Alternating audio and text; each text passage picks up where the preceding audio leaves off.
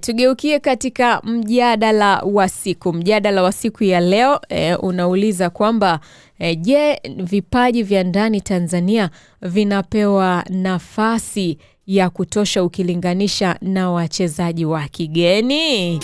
Hilo ndio swali letu la mjadala wa siku ya leo. Pale YouTube utatupata kwa jina la Tanganyika Productions. Kama ni mara yako ya kwanza, ni kuombe uweze kusubscribe na kuturn on notification ili usipitwe na habari yoyote ya michezo ambayo tunakuwekea hapa katika channel yetu. Na hapo YouTube tuna swali.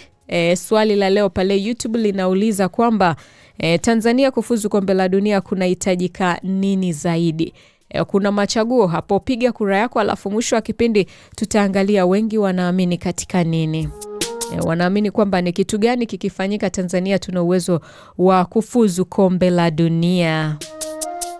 Okay, katika mjadala wa siku ya leo, okay, nikipita na ujumbe wake. Peter anasema, dada niambie kuhusu Serge Bajo. Huyu nitakuambia kwa mapana na marefu bwana, ndio mchezaji ambaye nitamzungumzia leo katika kile kipengele cha fahamu mchezaji. Tugeukie katika mjadala wa siku. Mjadala wa siku ya leo unasema, je, vipaji vya ndani ya Tanzania vinapewa nafasi ya kutosha ukilinganisha na wachezaji wa kigeni? Hilo ni swali. Kwa hiyo wewe niambie maoni yako hapo ni yapi. Je, ni kwamba wachezaji wa kigeni wanapewa nafasi zaidi kuliko wachezaji wa ndani? Au ni vice versa, au vipaji vya ndani vinapewa nafasi? Shusha maoni yako hapo. Tunataka soka letu lifike mbali bwana. Soka la Tanzania linaenda wapi? Soka la Tanzania linaenda wapi? Inabidi tuende mbele. Vipaji vya ndani vipewe nafasi. Vipaji vya ndani vipewe nafasi. Ndio maana unaona pia kuna academy nyingi za michezo ambazo zimeanzishwa hivi karibuni. Kwa hiyo wale kuna kuna under 17, kuna under 20, kuna under 14. Kwa hiyo kote huku ni kukuza vipaji. Kwa hiyo naamini huko baadaye katika soka la Tanzania tutakuwa mbali kweli kweli, na ninaamini tutakuwa bora. Tuangalie hoja sasa kuhusiana na mjadala huu wa siku ya leo. Kwa wale ambao watasema ndio, vipaji vya ndani Tanzania vinapewa nafasi ya kutosha. Kwa wale watakao sema ndio, baadhi ya majibu yao au vile wanavyoamini ni kwamba baadhi ya klabu zimeanza kuwekeza kwenye academy na kuwapa nafasi vijana. Tukiangalia kweli, baadhi ya klabu zimeanzisha academy, na kuna mtu alitoa wazo akasema ni vizuri kama ingekuwa kwamba kila klabu ikawa na academy yake. Sasa hapo kwa ikija kwenye shughuli za uendeshaji sijui itakuwaje. Na kama basi kila klabu haiwezi kufanya nini, haiwezi kuwekeza kwenye klabu yake kuanzisha academy kwenye kila klabu, basi iwepo namna ambayo itasaidia kuweza kukuza vipaji vya hawa watoto. Unajua kuna watoto wengine yani wako talented tangu wakiwa wadogo. Yani wako talented, lakini sasa kukuza kile kipaji unakuta sasa anapambana kucheza mtaani, anapambana huko mpaka sasa kipaji chake kije kuonekana na apewe nafasi ya kuichezea timu kubwa. Unakuta umri umesogea kiasi kwamba anatumia miaka michache kuchezea kwenye ile timu ambayo amepata nafasi, lakini ambapo angeanza kutengenezwa tangu mapema, tangu akiwa mdogo, huku inakuwa anacheza kwa muda mrefu. Juma anasema nafasi wanapewa lakini wana majivuno sana. Tumefika huku. Sikutegemea hii comment jamani. Kumbe nafasi mnapewa jamani, nye vijana, mbona mnatuangusha? Nafasi mnapewa tena mnaleta majivuno ya nini jamani? Kwa kweli kama nafasi mnapewa na mnaleta majivuno, kwa kweli hiyo inavunja moyo. Msilete majivuno bwana, bado safari bado. Safari bado sana. Maisha ya bwana. Ukipata nafasi wewe itumie tu vizuri, lakini ukipata nafasi usitake kuwafanya wale ambao hawajapata hiyo nafasi kwamba hawana akili, hawajielewi au wewe ni bora ndio maana umepewa hiyo nafasi. Yaani wakati mwingine kuna nafasi unaipata ni neema ya Mungu tu, wala hakuna unachowazidi wengine jamani. Tena wale wengine ambao wameachwa unakuta wana sifa nyingi kukuzidi. Yani tuseme kwamba yani wangeamua kutumia vigezo wanavyovitaka vyote, unakuta wewe hata nusu ya vigezo ufiki. Kwa hiyo shukuru kila nafasi unayoipata, basi itumie vizuri, lakini isiwe sababu ya wewe kuweza kuwadharau wengine au kuwashusha ukajiona wewe ni bora. Wewe sio bora kuliko yeyote, wala hakuna mtu ambaye ni bora kuliko wewe. Wewe unachotakiwa kufanya ni kujifanya uwe bora kuliko wewe wa jana. Usishindane na mtu, kila mmoja ana njia yake ambayo ameandikiwa. Kwa hiyo ukitaka kushindana na watu, unashangaa unashindana nao alafu wao kila siku wanakuwa juu. Wewe badala ya kukimbizana na malengo yako, unajikuta sasa hakuna hatua unayopiga.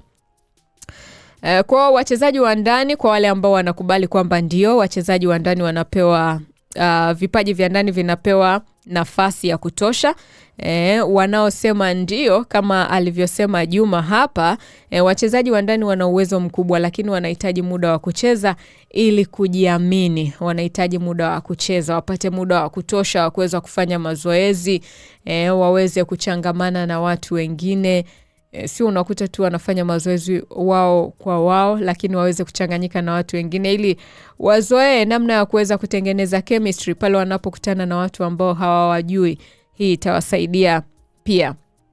Kuwapa nafasi vijana kunasaidia timu ya taifa kupata kizazi kipya cha wachezaji bora. Right? Hawa ni wale ambao wanakubali kwamba ndio vipaji vya ndani vinapewa nafasi kuliko vipaji vya nje. Kwa hiyo wanaosema ndio wanaamini kwamba kuwapa nafasi vijana kunasaidia timu ya taifa kupata kizazi kipya cha wachezaji bora. Kuna gazeti nimesoma asubuhi kuhusiana na ile story ya Mbwana Samata aliyetangaza kustaafu kuchezea timu ya taifa, Taifa Stars. Mwandishi anasema kwamba wengi, yani baada ya Mbwana kuandika vile, wengi wamepinga au wamemuomba kwamba asistaafu, aendelee kuitumikia timu ya taifa au aendelee kuichezea timu ya taifa. Bado anamuhitaji. Mwandishi anasema kwamba inaonekana wazi kwamba hatujatengeneza kina Samata wengine. Kiasi kwamba tungekuwa tumewatengeneza kina Samata basi tusingekuwa na wasiwasi, kwa sababu ni uamuzi wake, na uamuzi wake inabidi uheshimiwe. Ni mawazo yake. Yeye anaona kabisa inafaa kupumzika kwa sababu zake anazozijua yeye, ambazo pengine hajaweka wazi au ataziweka wazi. Pengine ni sababu ambazo hatuzijui, lakini tulipaswa kuwatengeneza kina Samata wengine kabla ya yeye muda wake kuisha. Kwamba yani kama yeye alivyotangaza kustaafu kuichezea Taifa Stars, kuwepo tayari kuna Samata wengine ambao wana uwezo wa kureplace ile nafasi yake. Yani hata kama hawatacheza kwa kile kiwango chake, hawatamfikia au pengine ni zaidi ya kiwango chake, lakini kuwepo na watu ambao tayari, vijana ambao tayari wameshatengenezwa kwa ajili ya kuweza kukava zile nafasi. Kwamba ikitokea mchezaji ambaye amecheza muda mrefu, labda ni mkongwe, inabidi sasa kuwepo na hichi kizazi ambacho kinakuja sasa, kinachochipukia, kuwepo na watu ambao tayari wameshatengenezwa kwa ajili ya ile nafasi yake. Kwamba ikitokea huyu akaondoka kwenye hii nafasi, pale tuna wachezaji ambao wanaweza wakafiti hapa, wakaendeleza kile ambacho Mbwana Samata amekifanya. Juma anasema alafu huwa wanawahi kukata tamaa mapema, wengi wao wakifikisha miaka 28 hadi 30. Huyo anakuambia hana ndoto tena za kwenda kucheza tena nje ya nchi. Okay, Juma pointi yako nimeielewa. Juma anachokisema ni kweli kabisa, na hii sio kwa wachezaji tu, hata ukiileta katika maisha ya kawaida. Yani unakuta unafanya kitu lakini hakikuletei matokeo, na hapo ndipo watu wengi huwa tunashindwa kutimiza ndoto. Pale ambapo sasa matokeo hayaji, yani hujafikia, yani hujapata yale matokeo unayoyataka. Yani wewe umejiwekea kwamba ndani ya miaka 3 nikicheza soka au nikifanya kitu 1 2 3 ndani ya miaka 3 lazima niwe nimepata matokeo haya. Ile miaka 3 inafika, yale matokeo hujayapata, hata nusu ya kile ambacho ulikuwa unatamani uwe umefikia, hujafikia. Hapo ndipo wengi huwa wanakata tamaa. Lakini pale sasa ndio sehemu ya wewe kuwekeza nguvu zaidi. Sawa, hujafikia, unafanya nini? Ulianza ukafanya hivi na hivi, basi badilisha mbinu. Pengine mbinu ulizozitumia kuweza kufikia lile lengo lako hazijafanya kazi. Badili mbinu. Wanakuambia usibadilishe Mungu, badilisha mbinu. Juma alichokisema ni kweli. Unajua katika kutimiza ndoto, miaka haina uhusiano kabisa. Yani unajua linapokuja lile swala kwamba ukifikisha miaka fulani uwe umeoa, umeolewa, uwe unaishi, una kile. Yani hizo, yani niseme ni nini? Ni kauli ambazo wamekuwa wakizitumia ili tu kukupa pressure ya kutaka kufanikiwa au kutaka kufanya kile kitu kwa nguvu, kwa sababu wanaangalia, yani wanajaribu kukufanya upambane kwenye kile kitu ambacho unakiota kwa sababu bado una nguvu. Kuna ile miaka 30, kuna katika pitapita mtandaoni nikakutana na posti moja anasema kwamba wale mliokuwa na miaka 30 alafu hamjaoa, hamjaolewa, hamna nyumba, hamna magari, hamna biashara, kwa kweli mnisamee. Nilikuwa naona miaka 30 ni mbali, lakini nimeifikisha na hakuna chochote zaidi, nalala kwenye nyumba ya babangu na kula ugali wa shikamoo. Kwa unaona mfumo pia wa maisha unakuwa unabadilika. Kwa sasa ukitaka ukimbizane na falsafa, yani kuna sometimes unatakiwa uprove wrong falsafa. Yani falsafa inakuambia hivi, ukifika hapa unatakiwa uwe hivi. Kuna muda unatakiwa uiprove wrong, uende tofauti na hiyo. Kuna watu wanafanikiwa au wanatimiza malengo yao au wanatimiza ndoto zao wakiwa na umri wa miaka mikubwa. Yani ule umri ambao unasema sasa mimi nikae nipumzike nile pensheni. Kuna mtu kwa umri ule ambao wewe umeamua kupumzika, yeye sasa ndo anatimiza ndoto yake. Ndoto ambayo amekuwa akiiota kwa miaka mingi. Labda ni ndoto ambayo amekuwa akiiota tangu akiwa na miaka 10, lakini anakuja kuitimiza akiwa na miaka 70, miaka 60. Lakini kikubwa ni kwamba ndoto yake imetimia. Yani kwamba hata Mungu akimuita akamwambia kazi yako ya duniani imeisha, anacha kujibu, anaambia Mungu, hii ndoto yangu niliipambania miaka 50, hatimaye lengo likatimia. Kwa hiyo Juma anachomaanisha kwamba msikate tamaa jamani. Nyie mnaopata nafasi za kucheza, msikate tamaa. Umri ni namba tu, umri ni namba. Umri usikutishe bwana, wewe amini katika ndoto zako. Achana na hao watu ambao wanakukatisha tamaa kwamba ukifika umri fulani ni sawa. Ni kweli kuna namna fulani umri ukifika nguvu zinakuwa zinakataa, kuna vitu vinakuwa vinapungua. Yani unakuwa hauwezi kuvifanya kwa ubora kama yule mtu ambaye ana umri mdogo, lakini hiyo isiwe shida.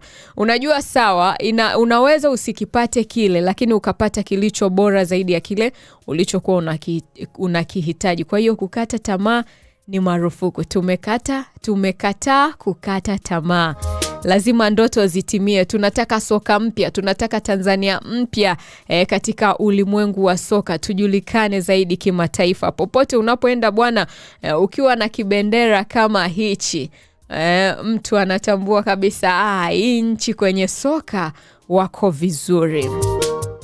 Kwa wale ambao katika hii hoja wanasema hapana, wanaosema kwamba wachezaji wa kigeni wanapewa nafasi zaidi kuliko vipaji vya ndani, wenyewe wanaweza wakawa wanaamini katika klabu nyingi kwamba klabu nyingi zinapendelea wachezaji wa kigeni kwa sababu wanaamini wana uzoefu zaidi. Na vipaji vya ndani mara nyingi hukosa nafasi kwenye mechi kubwa zenye pressure, na baadhi ya vijana wanamaliza hatua za chini bila kupata mazingira mazuri ya kuendelezwa. Hawa ni wale ambao wanasema kwamba wachezaji wa kigeni wanapewa nafasi zaidi kuliko vipaji vya ndani. Kwa hiyo hili pia ni kwa wale ambao wanasema hapana, wanasema vipaji vya ndani mara nyingi vinakosa nafasi kwenye mechi kubwa zenye pressure. Kuna wale watu wanakuambia kwamba nabii hakubaliki kwao. Yani mimi nadhani bwana, katika ile misemo ya Kiswahili, yani kuna baadhi ya misemo ifutwe, iondolewe, yani inakuwa mfumo wa maisha unabadilika. Nadhani sijui ni kila muongo au ni kila mwaka au ni sijui ni baada ya muda gani, lakini mfumo wa maisha unabadilika kwa kasi. Kuna vile vitu ambavyo ukiangalia katika mfumo wa maisha ya miaka ya nyuma ilikuwa ukiweka inafanya kazi, lakini ukija kuweka sasa hivi inakuwa haina maana. Kwa hiyo inabidi tuangalie namna bwana. Kuwepo na namna. Mfumo wa maisha unabadilika bwana. Kwa hiyo wale wanaosema kwamba vipaji vya nje vinapewa wachezaji wa nje wanapewa nafasi zaidi kuliko vipaji vya ndani, wenyewe wanaamini baadhi ya vijana wanamaliza hatua za chini bila kupata muendelezo. Yani unakuta sawa, academy zimeanzishwa, wanacheza, wanapambana, lakini sasa kuna sehemu akifika wanakwama, haelewi aende wapi, nani wa kumshika mkono. Kwa hiyo lazima pia ili swala liangaliwe kwamba sawa, vipaji yani zimeanzishwa academy za kukuza vipaji, uwepo muendelezo kwamba akishatoka kwenye hii level ataingia kwenye level gani nyingine ili kuweza kuendeleza vile vipaji. Okay, swali sasa kwako wewe mwana soka, iwe ni mwana Simba au mwana Yanga au whatever. Kama wewe ni kocha wa Simba, Yanga au Azam, ungeanza na mchezaji kijana wa Tanzania au mgeni mwenye uzoefu, na kwa nini? Niambiani, wewe ndio ungekuwa kocha wa timu kubwa za hapa Tanzania, ungeanza na mchezaji gani? Mchezaji kijana wa Tanzania au mchezaji mgeni ambaye unaamini tayari ana uzoefu, na kwa nini? Yani kama ungeanza na mchezaji kijana, kwa nini uanze na mchezaji kijana? Na kama ungeanza na mchezaji mgeni, kwa nini? Kama wewe ungekuwa ni kocha, wewe si mwana michezo bwana, mbinu unazijua. Tuambie hapo na sisi wengine tupate kujifunza bwana. Hii ni katika kile kipengele cha mjadala wa siku. Mjadala wa siku unatamatika kwa namna hiyo hapo. Na swali jingine ambalo unaweza kujiuliza ni kwamba Tanzania inawapa nafasi ya kutosha wachezaji vijana? Wachezaji vijana wanapata nafasi ya kutosha? Ni swali hilo la kujiuliza. Unaweza ukajijibu mwenyewe au ukatoa jibu lako na sisi wengine hapo tukapata kujifunza. Kwa hiyo ni muhimu jamani tukakuza vipaji vya michezo kwa soka letu, kwa ajili ya kuinua soka letu na sisi tufike huko mbele bwana. Unajua kila kitu mtu anachokifanya au kile ambacho unakifanya wewe, hata kwenye kazi yako unayofanya, yani unatamani kila itwapo leo uwe bora. Yani unatamani kuna eneo fulani uweze kuliboresha, ili kwamba mtu akiangalia kazi yako anaona huyu mwaka juzi alikuwa anafanya hivi, mwaka huu ni kama amepanda viwango. Si unaona kuna 1 2 3. Kwa hiyo ndio kitu ambacho na sisi tunatamani kukiona katika soka la Tanzania. Sawa, soka letu lipo katika kiwango fulani, tunaamini kuona kwamba linakuwa zaidi, linaendelea mbele na mbele. Hapo ni katika kipengele cha mjadala wa siku.